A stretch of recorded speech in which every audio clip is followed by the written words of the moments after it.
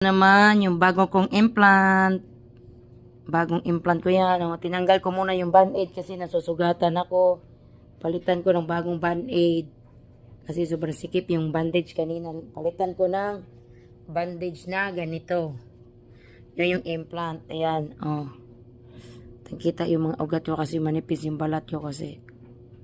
Kaya ayan, ang bilis nagpasa. Ano.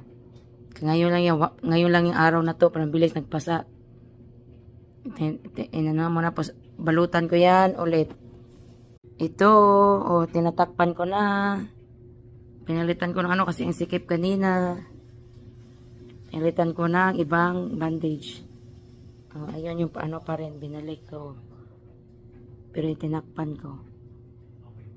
Mga 2 weeks para to, balik na naman ako ulit. Check upin nila kung okay na ba. Ganyan lang siya kasi manipis yung balat ko kaya madali lang ako magkapasa.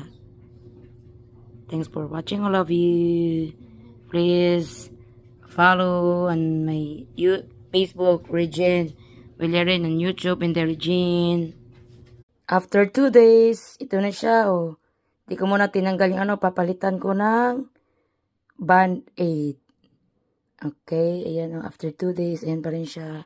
Pero naano ako sa bandage na nakaiikot. Palitan ko yan ng bandage bago.